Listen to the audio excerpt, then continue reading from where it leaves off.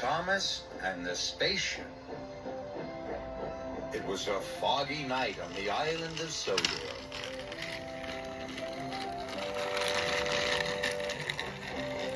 The engine's lamps burned brightly, and the fog swirled and twirled around their wheels as the engines headed home. All except for Percy.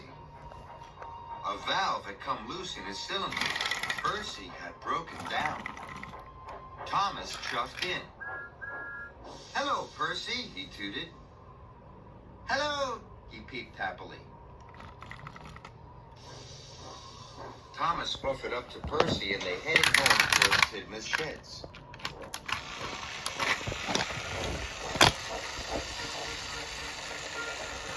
The fog was thick. Thomas wanted to be quick. Suddenly, Percy peeped. "Look, Thomas, there are flashing lights in the sky." Thomas couldn't see any lights. "It must be a spaceship," peeped Percy. "A spaceship," puffed Thomas. "Are you sure?" "Sure as I'm a little green engine," whistled Percy. He was very excited, and that made Thomas excited too. Thomas and Percy arrived at Tidmouth Sheds. Then Sir Topham had arrived. "Thomas, tonight you must take Percy's mail cars." Thomas was happy to do this. Now he could find Percy's spaceship.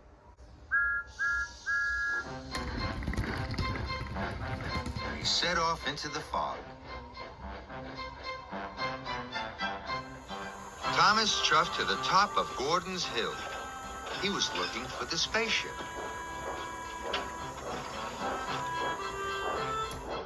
There, in the distance, he saw some flashing lights. "Hooray!" whistled Thomas. "There's Percy's spaceship!" And he wheeshed down the hill.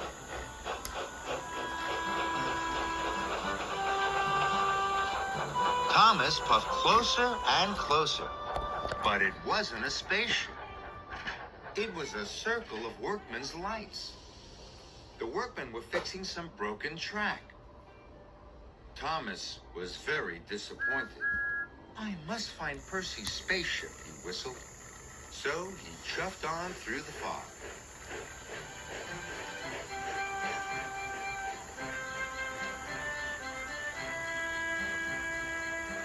Then Thomas saw another flashing light.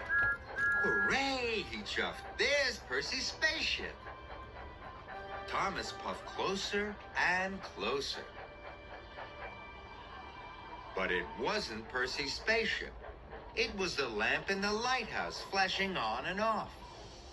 "Bother," puffed Thomas. But he still wanted to find Percy's spaceship, so he puffed on through the fog.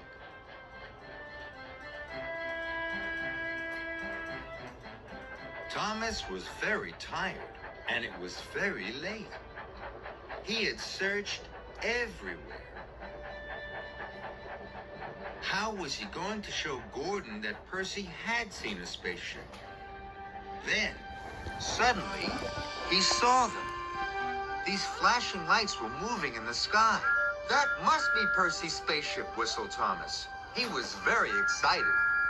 Thomas pumped his pistons and raced after the flashing lights. The spaceship was flying lower and lower in the sky. Suddenly, Thomas didn't feel tired anymore.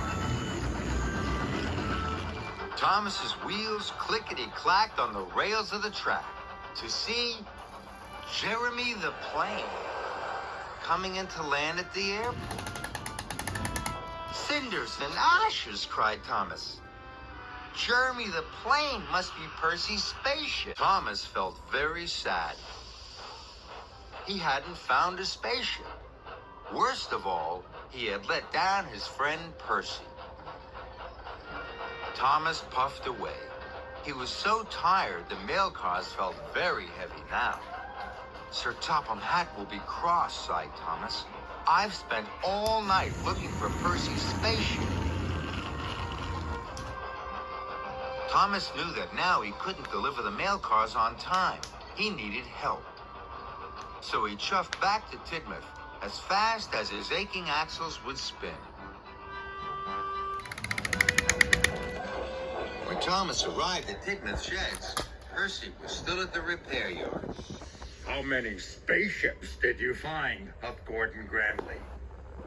It wasn't a spaceship, puffed Thomas sadly. It was Jeremy the plane coming into land. Thomas felt foolish, but he still had to be really useful. Gordon, I need your help, he tooted. You are faster and stronger than any engine. If we share the cars, the mail can still be delivered by breakfast. This made Gordon feel important, and Gordon liked feeling important. So Gordon took half the mail cars, and Thomas took the others, until all the mail was delivered by breakfast. The next night, there was no fog. Look, Thomas tooted. There's Jeremy the plane. He was very excited.